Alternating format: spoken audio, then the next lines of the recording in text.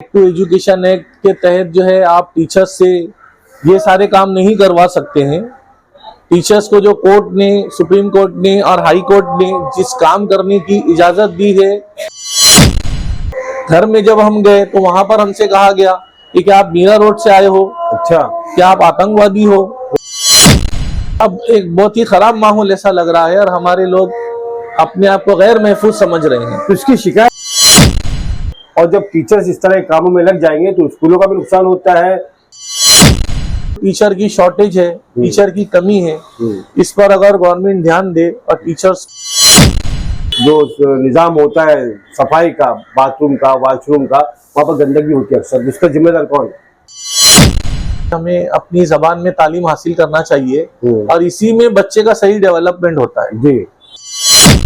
तो मेरी लोगों से ये गुजारिश है आपके चैनल के माध्यम से कि ज्यादा से ज्यादा हम अपनी उर्दू स्कूलों में अपने बच्चों को दाखिला दिलाएं। शिक्षा में जो धर्म की जो मिलावट है, ये कितना नुकसानदेह और कितना फायदे है, इसका क्या मकसद है? तो 10 दिन आप मुसलमानों के मनाएंगे, 10 दिन सिख के मनाएंगे, 10 दिन बौद्ध के मनाएंगे, 10 दिन जैन के मनाएंगे, 10 दिन श्री राम जी के मनाएंगे।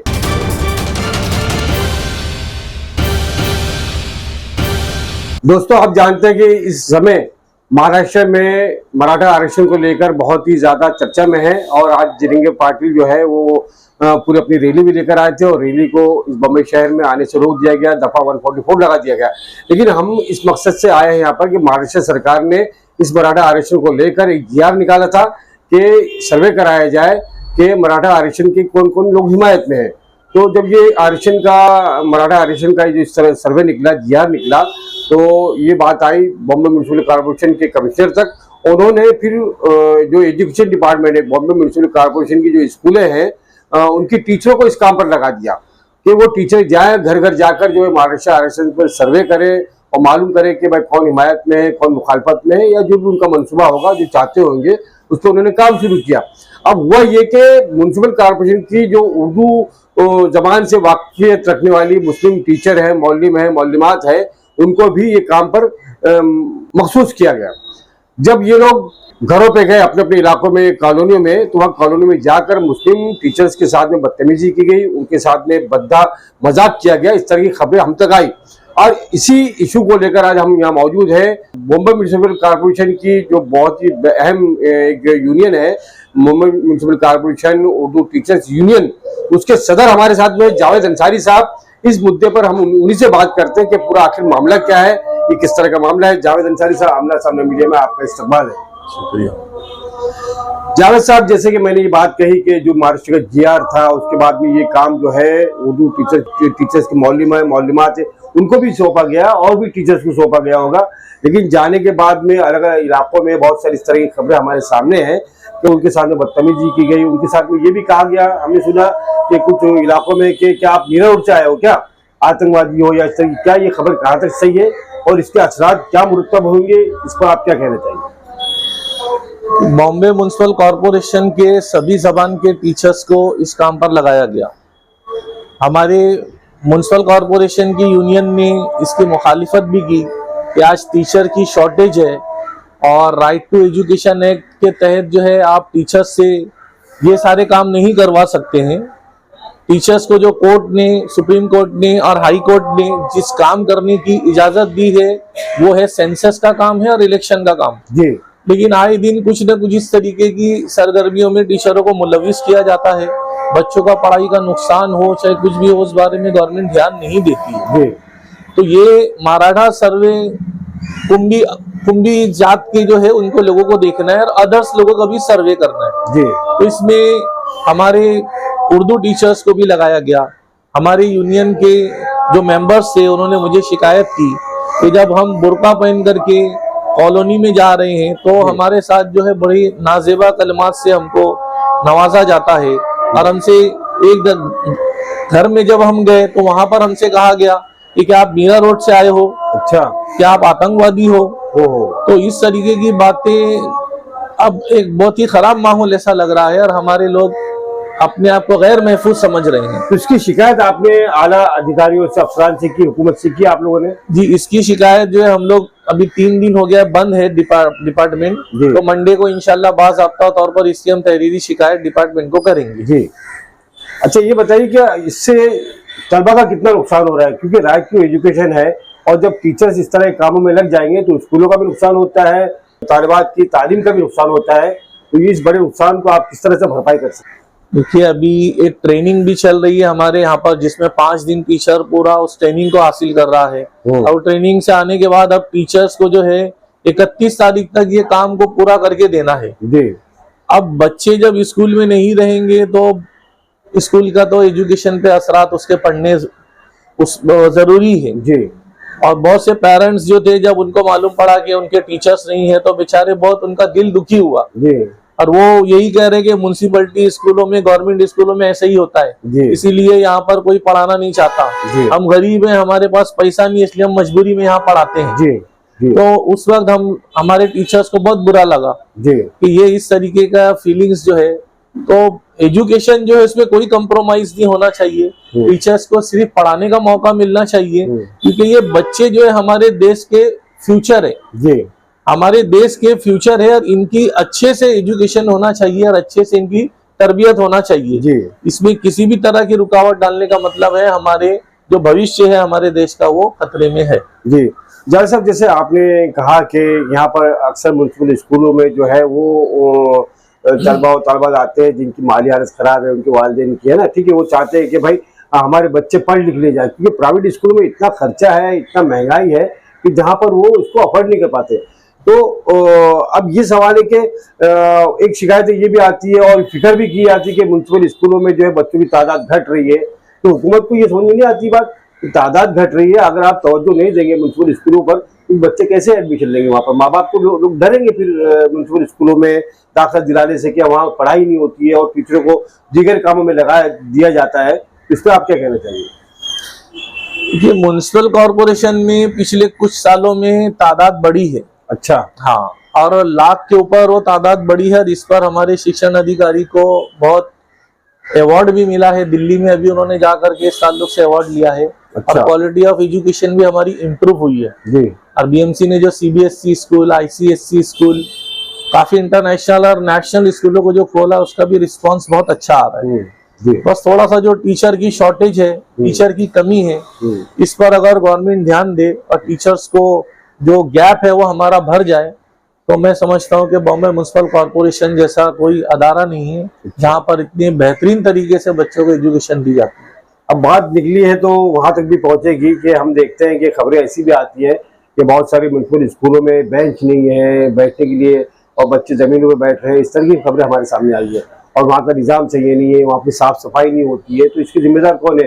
म्युनिसिपल अधिकारी के, वहाँ के हेडमास्टर या वहाँ के बीट ऑफिसर या जो भी जो निज़ाम होता है सफाई का, बाथरूम का, वॉशरूम का, वहाँ पर गंदगी होती है अक्सर, इसका जिम्मेदार कौन है? देखिए, सफाई का जो ताल्लुक है, अभी 2014 से हमारे यहाँ पर पीयून वगैरह का रिक्रूटमेंट बंद हो गया है। जी। अब ये जो बीवीजी है, इसको एक प्राइवेट संस्था है, उसको एक कॉन्ट्रैक्ट दिया गया है और उसके तहत तमाम स्कूल्स की सफाई वगैरह करवा कर लेने का काम किया जा रहा है। और कुछ स्कूलें हैं जहाँ पर ऐसा नहीं है, हमारे सभी स्कूलों में मैंने देखा है कि डेस्क बेंच है। ऐसा कोई अगर स्कूल होगी तो मुझे हैरत हो रही है, वरना बॉम्बे म्युनिसिपल कॉरपोरेशन में सभी जगह डेस्क बेंच है। अच्छा। और कुछ ऐसा अभी आजकल रिपेयरिंग में भी बहुत सारी स्कूलें गई हैं, जी, तो उसकी वजह से कहीं ऐसा थोड़ा बहुत वो हुआ होगा, तो अच्छा, उसके बारे में हम नहीं बोल सकते। अच्छा, कई इत्तेबार से कई ऐसे हालात है, मजबूरी में उस तरह का हो रहा है, तो आपकी यूनियन कभी उसमें सर्वे करती है स्कूलों में जाकर, या मालूम करते हैं आप लोग कि कहाँ क्या दिक्कत है स्कूलों में? हमारी यूनियन को जब भी हमारे मेंबर्स के जरिए पता चलता है कि जैसे अभी एफ साउथ वार्ड में सीवड़ी क्रॉस रोड स्कूल है जी, जहाँ पर 1200 से 1500 बच्चे हैं जी, जिनको शिफ्टिंग करने के लिए 1 से 1.5 किलोमीटर दूर भेजने का काम वहाँ के एओ स्कूल ने उसका ऑर्डर निकाला था। जी। तो हमने जाकर वहाँ के एओ स्कूल से बताया कि ये पेरेंट्स ने ये स्कूल देख करके बच्चों को यहाँ पर दाखिला दिलाया है। अब वो जॉब पर जाते हैं, अपने बच्चों को छोड़कर जाते हैं स्कूल में, जब वापस आते हैं तो अपने बच्चों को लेकर आते हैं जी।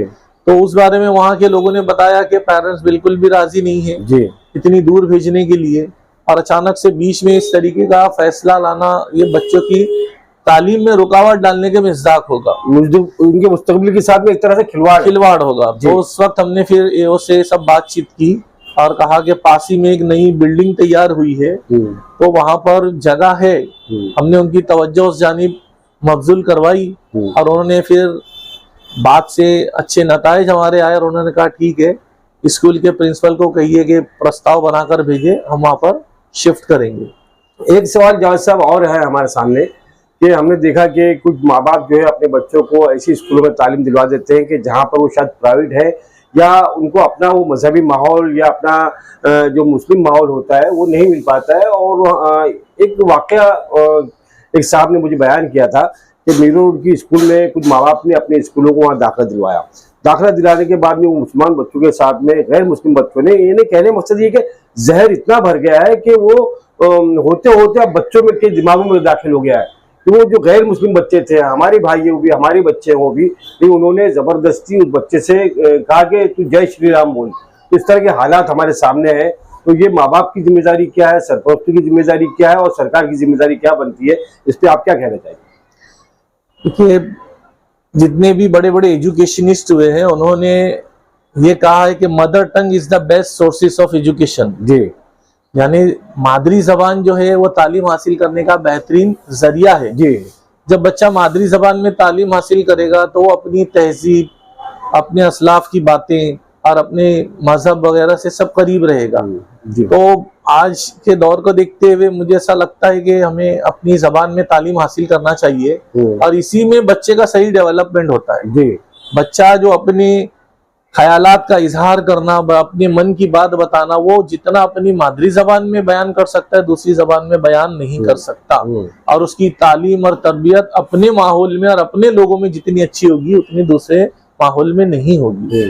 तो मेरी लोगों से ये गुजारिश है आपके चैनल के माध्यम से कि ज्यादा से ज्यादा हम अपनी उर्दू स्कूलों में अपने बच्चों को दाखिला दिलाएं, अपनी उर्दू स्कूलों को अच्छा बनाने की कोशिश करें और रही कुछ जो कमियां हैं तो उसको सब मिलके हम दूर कर सकते हैं। अच्छा, इंग्लिश वगैरह के लिए हम अलग से और अच्छी कोशिश करके ऐसे लोग आगे आकर के, आज गवर्नमेंट भी एनजीओस को वेलकम कर रही है, तो स्कूलों को बेहतर बनाया जा सकता है। स्कूलों को आज दत्तक देने का भी काम बॉम्बे म्युनिसिपल कॉर्पोरेशन कर रही है कि आप स्कूल को गोद लेकर के स्कूल को बेहतर बनाने का काम कर सकते हैं। तो हमको रास्ता बदलने के बजाय, दूसरे मीडियम में जाने के बजाय हमें अपने जो रास्ते हैं, जो अपना जो तरीका है उसको अपनाना चाहिए।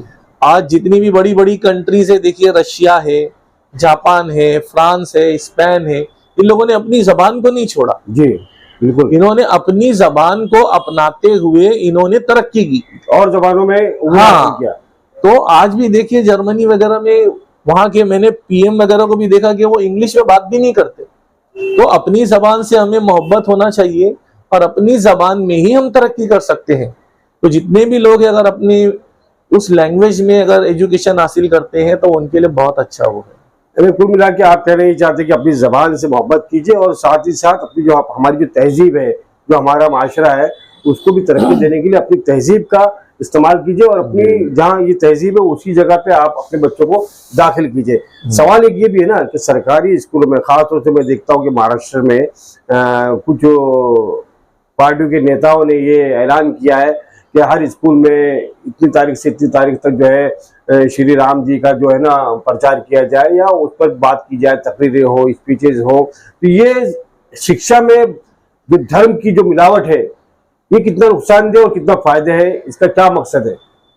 देखिए हमारा मुल्क जो है एक सेक्युलर मुल्क है और बॉम्बे म्युनिसिपल कॉर्पोरेशन पूरे इंडिया का एक वाहिद ऐसा कॉर्पोरेशन है जहां पर 7 जबान में तालीम देने का काम होता है।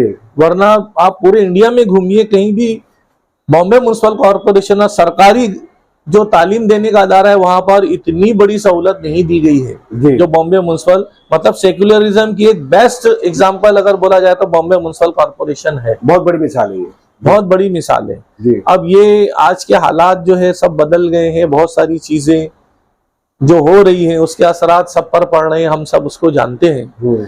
तो ये असरात से अभी जब ये श्री राम जी का वो सब पूरा वीक मनाने का एक सर्कुलर निकाला गया तो हमारी यूनियन ने उसका ऑब्जेक्शन लिया कि भाई देखिए हमारे लोग जो है इस तरीके का हम एहतराम करते हैं श्री राम जी का, बेशक।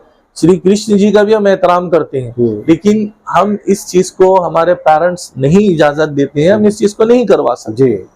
तो उस पर हमारे पर कोई ऐसा दबाव नहीं डाला गया। अच्छा। और माना एजुकेशन, जी, एजुकेशन ऑफिसर से भी हमने इस बारे में लेटर दिया कि हमारे पर कोई भी सख्ती ना की जाए और इस तरीके का माहौल खराब ना किया जाए, वरना ये बच्चे स्कूल से भाग जाएंगे। चलिए ठीक है, हम इस तरह के अहकाम को अगर वेलकम भी करें तो होना ये चाहिए हमारे नुक्ते नजर से कि अगर ठीक है आप एक धर्म का प्रचार करना चाहते हैं या धर्म की मालूमात देना चाहते हैं, तो हमें भी इस बात का हक है कि हम ऐसा हफ्ता मनाया जाए कि जहां पर ये जिसका उन्वान हो कि आप सल्लल्लाहु अलैहि वसल्लम सबके लिए, हुजूर पाक सल्लल्लाहु अलैहि वसल्लम की तालीमात सबके लिए, तो उसकी भी तालीमात को आम करना चाहिए कि उसके लिए भी हमें वो हफ्ता मनाने की इजाजत दी जाए कि दूसरे धर्म को भी मालूम पड़े कि भाई हुजूर सल्लल्लाहु अलैहि वसल्लम की शख्सियत क्या थी, उनकी तालीमात क्या थी, उन्होंने किस तरह से दुनिया को इंसानियत का पैगाम दिया। इस पर आप क्या कहना चाहिए? देखिए, हर धर्म में उनके मजहबी गुरु अच्छे गुजरे हैं और सबकी तालीमात बहुत अच्छी अच्छी गुजरी है। जी। हमारी जब श्री कंकाल जी साहब से डिस्कशन हो रहा था तो मैंने उनसे यही सवाल किया कि अगर इसी तरीके का आप 10-10 दिन मनाना शुरू करेंगे तो 10 दिन आप मुसलमानों के मनाएंगे, 10 दिन सिख के मनाएंगे, 10 दिन बौद्ध के मनाएंगे, 10 दिन जैन के मनाएंगे, 10 दिन श्री राम जी के मनाएंगे, तो स्कूल के आपके कितने दिन कम हो जाएंगे। वाह, बहुत सही। और बच्चा फिर एजुकेशन हासिल करने के बजाय क्या धार्मिक स्कूलों को कन्वर्जन करने का हम काम कर रहे हैं। हमारा मुल्क जो सेक्युलर मुल्क है जी। और मजहबी तालीम सब अपने अपने तरीके से अपने जगह पर देते हैं लोग जी। उसको स्कूल में ला करके इस तरीके से करने से मतलब उसके असरात अच्छे नहीं आएंगे। बेहतर यह है कि आज दुनिया कहाँ से कहाँ जा रही है, टेक्नोलॉजी कितनी एडवांस हो गई है, हम उन सब चीजों पर अपने बच्चों को ले जाने का काम करें जी। उसमें बच्चों को ज्यादा से ज्यादा अपॉर्चुनिटी दें। जी। तो उससे हटकर अगर हम ये मजहब की तरफ अपने बच्चों को लाने का और फिर कोई भी जो है यहाँ पर उस चीज पे असरात हमारे यहाँ पर अच्छे नहीं आते। जी। इंडिया में जो है शुरू से जो यही सब चीजों को लेकर के मामला चलता रहा है और आज इतने साल हो गए हैं और आज भी हम वही मजहब वही कास्ट और उसी के ऊपर उलझे हुए बैठे हुए। यानी हमें 100 साल आगे जाना है तो हम 100 साल पीछे की तरफ आ रहे हैं। हाँ, ठीक है। जैसे आपने कहा कि बच्चों को साइंस है, टेक्नोलॉजी है, मैथ्स है और दूसरे सब्जेक्ट है, इतिहास है, इतिहास भी बताया जाए कि स्कूल का इतिहास क्या है, वो भी होना चाहिए। इस पे तवज्जो ना देके इस तरह की जो है नई नई चीजें लाकर जो है माहौल को खराब करने की कोशिश की जा रही है। शुक्रिया जावेद अंसारी साहब आमना सामने मीडिया से बात करने के लिए, और इस मौके पे हम आपको भी मुबारकबाद देना चाहेंगे और पूरे देशवासियों को आज 26 जनवरी जो दौर में जमहूरिया है इसकी मुबारकबाद भी हम देना चाहेंगे आप सभी को। आप क्या पैगाम देना चाहेंगे 26 जनवरी के मौके? 26 जनवरी एक बहुत अच्छा मौका है और हिंदुस्तान का इतना बेहतरीन कानून है कि दुनिया का किसी भी देश का इतना अच्छा कानून नहीं है। सही है। संविधान, हम सबको इस संविधान का रिस्पेक्ट करना चाहिए और इसमें जो ड्यूटीज और ऑब्लिगेशन जो हमको मिले हैं उसका हमको पूरा जिम्मेदारी निभानी चाहिए। हमारा देश उसी वक्त तरक्की करेगा जब हम सब कानून के पालन करेंगे, कानून के मानने वाले बनेंगे। बहुत तभी हर किसी की प्रगति होगी, तभी हर किसी की उन्नति होगी और हर कोई तरक्की करेगा। बस मेरा यही आज का पैगाम है आपके न्यूज चैनल के माध्यम से। चलिए दोस्तों, बहुत बहुत शुक्रिया आप सभी का, आपका भी जावेद साहब बहुत बहुत शुक्रिया एक बार। और मैं आप सभी नाज़रीन से जो ये वीडियो देख रहे हैं या हमारे इस पैगाम को देख रहे हैं, आपसे गुजारिश है कि इस पैगाम को दूर दूर तक पहुंचाएं, ज्यादा शेयर करें। चलिए आपसे हम इजाजत चाहते हैं। कैमरा पर्सन शाहिन पटेल के साथ आपका दोस्त राशिद अजीम। जय हिंद, जय महाराष्ट्र, अल्लाह हाफिज।